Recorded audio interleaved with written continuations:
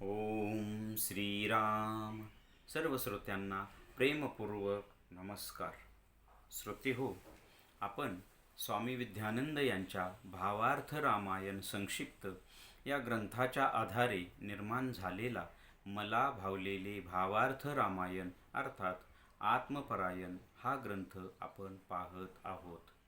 आज युद्धकांडातील अध्याय 73वा लक्ष्मण सीतेचे समाधान या अध्यायातील साधकाच्या दृष्टीने पाहू. यामधील सुद्धा राहिलेला जो भाग आहे तो आज आपण पाहणार आहोत.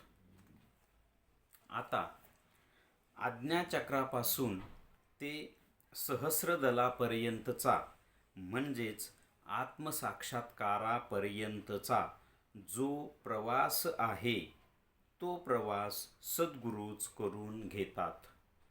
म्हणजे तो प्रवास सद्गुरूंच्या समक्ष होत असतो.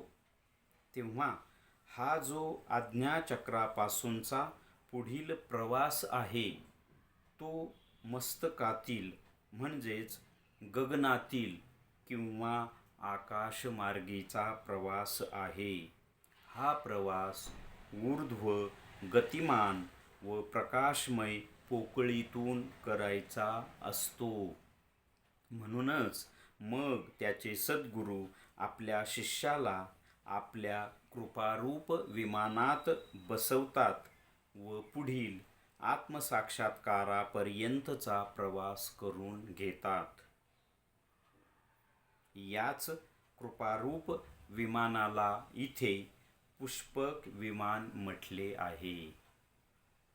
कारण सद्गुरूंची कृपा ही पुष्पासारखीच कोमल, नाजूक, सुगंधमय, चैतन्यमय, प्रकाशमय व सामर्थ्यशाली असते. यानंतरही पुढे विशाल असा अध्यात्म प्रवास शिल्लक असतो.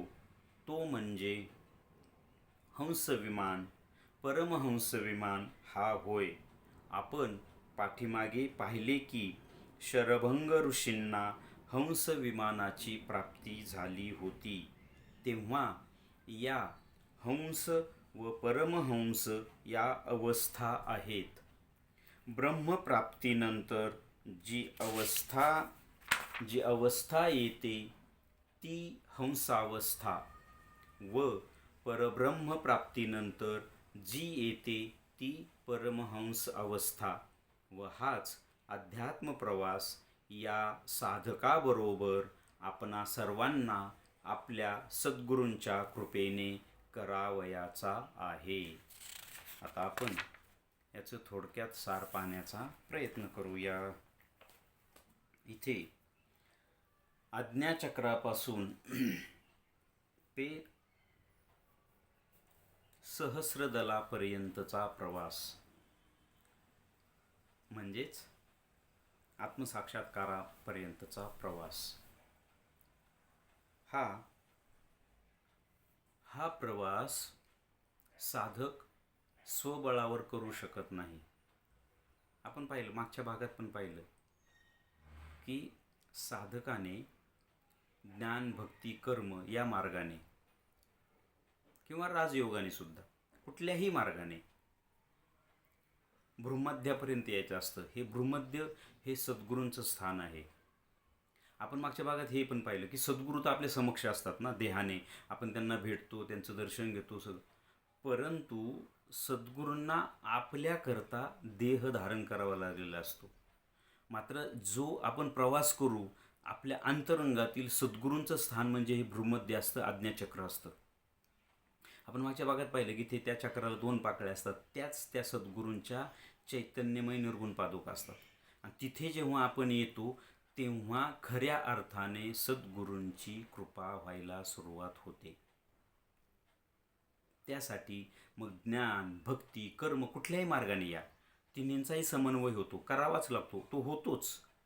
कुठलाही प्रधान मार्ग, कारण कुणाला ज्ञान मार्ग आवडेल, कुणाला भक्ती आवडेल, कुणाला कर्म आवडेल, कुठलाही आवडेल, काही कुठलाही असो, त्याने तिथपर्यंत यायचं. आणि तिथपर्यंत येण्यासाठी मात्र खूप कष्ट, खूप साधना प्रचंड तळमळ, भक्ती, त्याग, विवेक, वैराग्य या सगळ्या गोष्टी. आणि तिथे आल्यानंतर सद्गुरूंची जशी कृपा व्हायला सुरुवात होते, त्यानंतर साधकाच्या अंतरंगामध्ये शुद्धीकरण प्रक्रिया सुरू होते. आणि याची एक खूण थोडक्यात कसं होतं की प्रत्येकाचा मार्ग वेगळा असतो, त्यामुळं प्रत्येकालाच या गोष्टी घडतील असं सांगता येत नाही. परंतु एक ढोबळ मानाने ध्यानावस्थेमध्ये आपल्याला भ्रूमध्यामध्ये पांढऱ्या शुभ्र ज्योतीचं दर्शन किंवा पांढऱ्या शुभ्र प्रकाश रंगाचं दर्शन व्हायला सुरुवात झाली ना, की समजायचं आपल्याला सद्गुरूंची कृपा व्हायला सुरुवात झाली. हे त्याचं एक संकेत आहे, एक सिम्बॉलिक आहे हे. आणि हे समजणं पण खूप गरजेचं असतं, कारण हे सिम्बॉलिक नाही समजलं तर मग पुढे प्रवास होतो पण आपल्याला कळतच नाही. तर तो जो प्रकाश किंवा ती जी ज्योत आपल्याला पाहायला मिळाली, की ती ज्योत म्हणजे आपल्या सद्गुरूंच्या शक्तीची ज्योत असते किंवा आपल्या अंतरंगातील अंतरात्म्याची ज्योत असते. आत्मा इथे सहस्रदलाच्या वर असतो. आत्म्याशी आपला संपर्क होत नाही. आत्म्याशी आपल्याशी आत्म्याला काही घेणं देणं नाही. आत्म्यातून त्या त्या शिवाला, तोच सद्गुरू, तोच अंतरात्मा, तोच चैत्यपुरुष, त्याला आत्म्याकडून सतत शक्ती येत असते. आणि हा जो चैत्यपुरुष आहे किंवा हा जो शिव आहे किंवा हा जो अंतरात्मा आहे किंवा हा जो सद्गुरू आहे ना, हा आपल्यावर सतत लक्ष ठेवून असतो. आणि आपली साधना जशी जशी वाढत जाईल तशी तशी त्याची शक्ती आपल्याला मिळायला सुरुवात होते. आणि त्याचं खूण म्हणजे आपल्याला पांढऱ्या शुभ्र ज्योतीचं किंवा पांढऱ्या शुभ्र प्रकाशाचे दर्शन होतात. आणि ती सद्गुरूंची खरी कृपा असते. आणि तिथून पुढे मग आत्म्याकडचा प्रवास असतो. तो प्रवास आपण जीव एकट्या स्वतःच्या सामर्थ्याने करू शकत नाही. आणि मग तो पुढचा प्रवास सद्गुरू करून घेतात. आणि त्या प्रवासाला जो नाव, तो प्रवास कुठे होतो? तो मस्तकात होतो, म्हणजेच गगनात होतो. याला गगन म्हटलेलं आहे. यालाच मूर्धन्याकाश शब्द आहे शास्त्रामध्ये. किंवा यालाच इथे पुष्पक विमानाच्या दृष्टीने आकाशमार्गीचा प्रवास म्हणतात. म्हणूनच हा हे आकाश आहे, हा आकाशमार्गीचा प्रवास आहे. आणि म्हणून त्याला आणि हा प्रवास ऊर्ध्व गतिमान प्रकाशमय चैतन्यमय पोकळीतून करायचा असतो. जर तुम्ही साधक असाल, तुम्ही ध्यानामध्ये हे अनुभव घेत असाल प्रकाशाचे, तर तुम्ही प्रकाशाच्या पोकळीचे अनुभव घेतलेले असतील किंवा ते अनुभव येतात. एका पोकळीतून प्रवास होतो. थोडक्यात त्याचं सिम्बॉलिक कसं सांगू माहिती आहे का? एखाद्या निर्वात पाईपची पोकळी असावी. पाईप आपण म्हणतो, त्या चैतन्यमय प्रकाश पाईप असतो तो, त्यात दुसरे कुठले घटक नसतात, ती फक्त पोकळी असते. मात्र ती चैतन्यमय आणि प्रकाशमय असते. त्यातून तो प्रवास सुरू होतो. गतिमान असतो, ऊर्ध्व असतो तो प्रवास. आणि त्या पोकळीतून तो प्रवास होतो. त्यालाच इथे कृपा, तो प्रवास म्हणजे सद्गुरूंच्या कृपारूप विमान होय. कारण आपण भौतिकातून आकाशातून प्रवास कशाने करतो? विमानाने. ह्या आकाशातून प्रवास करण्यासाठी चैतन्यमय पोकळी असते. त्यातून जो प्रवास करायचा असतो तो प्रवास सद्गुरूंची कृपा, त्यालाच इथे पुष्पक विमान म्हटले. त्या सद्गुरूंच्या कृपारूप पुष्पक विमानात बसून सद्गुरू आपल्यासोबत असतात. आणि ते इथे सहस्रदल कमलापर्यंत म्हणजेच आत्म्यापर्यंत आपल्याला घेऊन जातात. आणि याला धरून त्याला म्हटलंय पुष्पक विमान. म्हणजे हा प्रवास त्या पुष्पक विमानातून आत्म्यापर्यंतचा होतो, त्याला पुष्पक विमान म्हटलेले. हा प्रवास इथून, आणि इथून पुढचा सगळा प्रवास हा आकाशमार्गेचा असतो, या गगनातला असतो, या मस्तकातला असतो. इथे सगळं आहे. इथे आत्म्यापर्यंत यायचं, आत्म्यातून आपण बाहेर पडतो मग. आणि तो प्रवास मग विश्वात्म्यापर्यंत, परमात्म्यापर्यंत, विश्वात्म्यापर्यंत पोहोचतो. तिथून ब्रह्मापर्यंत, तिथून पुढे परब्रह्मापर्यंत. हा सगळाच्या सगळा प्रवास हा आकाशमार्गेचा, गगनमार्गेचा, मूर्धन्याकाशाचा. आणि म्हणून इथे विमान ही संज्ञा वापरलेली आहे. भौतिकाच्या दृष्टीने आपण आकाशातला प्रवास विमानाने करतो, आणि या दृष्टीने जो प्रवास असतो तो आकाशातला. म्हणून आत्म्यापर्यंतचा जो प्रवास आहे आकाशातला, गगनातला, त्याला इथे पुष्पक विमान म्हटले.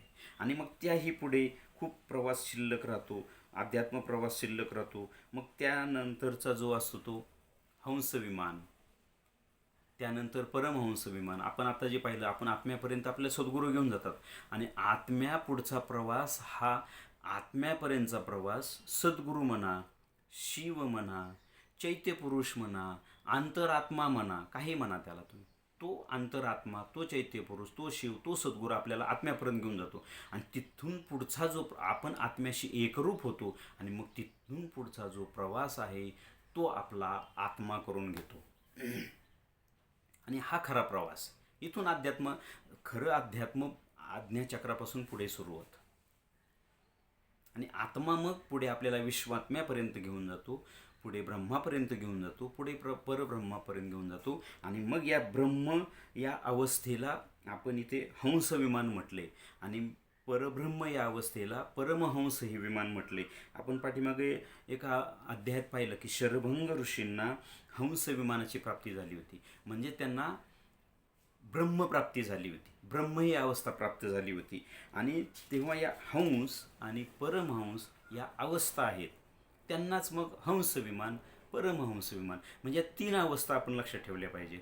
पहिली आत्मसाक्षात्काराची अवस्था म्हणजेच पुष्पक विमान, दुसरी ब्रह्म अवस्था म्हणजेच हंस विमान, तिसरी परब्रह्म अवस्था म्हणजेच परमहंस विमान. आणि या अवस्था आपल्याला ह्या मिळवायच्या आहेत आणि ह्या साधकाला ज्या पद्धतीने ह्या अवस्था मिळाल्यात त्याच पद्धतीने आपल्याला सद्गुरूंच्या कृपेने ह्या अवस्था मिळवायच्यात. आणि या अवस्था सद्गुरू कृपेशिवाय मुळातच आपण इथे पाहिले की सद्गुरूंच्या कृपारूप विमानात आपण आज्ञाचक्रानंतर बसतो, ते म्हणजे पुष्पक आहे. मात्र तिथपासून जो खालचा संपूर्ण प्रवास आहे म्हणजे मुलाधारापासून ते आज्ञाचक्रापर्यंतचा हा प्रवास खूप कठीण, यासाठी जन्मोजन्मसुद्धा घ्यावे लागतात. नामदेव महाराज म्हणतात ना की जन्मोजन्मी आम्ही बहुपुण्य केली, तेव्हा या विठ्ठले कृपा केली. हा जो विठ्ठल आहे ना, इथला भ्रूमध्यस्थित असलेला आपला अंतरात्मा, आपला सद्गुरू, आपला शिव, आपला चैत्यपुरुष, हा जेव्हा कृपा करतो तेव्हा या सगळ्या अंतरंगातील सगळ्या देहांची शुद्धी होते. म्हणजे स्थूल, सूक्ष्म, कारण या तिन्ही देहांची, या त्रिपुटींची, या त्रिपुटीविषयी आपण मागच्या भागात पाहिलेलं आहे, या सगळ्यांचं शुद्धीकरण होतं. ही शुद्धीकरण प्रक्रिया खूप महत्त्वाची असते आणि इथे खूप भोगावं लागतं साधकाला, खूप गोष्टींना सामोरं जावं लागतं. म्हणजे शारीरिक व्याधीसुद्धा ह्या यातनं निर्माण होतात, दुःख, अपमान, कारण आपण तोपर्यंत या मायेच्या अंधकारमय, अज्ञानमय, तमोमय राज्यात असतो आणि यातून आपल्याला पुढे जायचं असतं. मात्र जेव्हा एकदा आपण या भ्रूमध्यस्थित चक्रावर येऊन पोहोचलो, सद्गुरूंनी आपल्याला त्यांच्या कवेत घेतलं, त्यांच्या हृदयात घेतलं की मग मात्र आपली चिंता मिटली. मात्र प्रवास संपत नाही हा, प्रवास संपत नाही. एकदा आपण आपल्या अंतरात्मा प्राप्ती झाली म्हणजेच तिथे आपण स्वात्मतृप्त होतो, मग मात्र आपण खाली पतन होत नाही. पण पुढे खूप मोठे प्रवास असतो, तोही खूप करावा लागतो. मग तिथून जेव्हा स्वात्मतृप्त होतो त्यानंतर आपण आत्म्यापर्यंत येतो. आत्मसाक्षात्कारानंतर सायुज्य मुक्तीच असते, ती परत जन्म मरणाची एरझार राहत नाही. पण तिथेच प्रवास संपत नाही, तिथे तृप्ती करून घ्यायची नाही, तृप्त व्हायचं नाही, आपल्याला पुढे खूप मोठा प्रवास करायचा आहे. ब्रह्म अवस्थेनंतर सुद्धा पुढे मग योगी श्री अरविंदांनी जे अतिमानस सांगितले ते अतिमानस, सच्चिदानंद अवस्था आणि त्यानंतर शेवटची परब्रह्म अवस्था.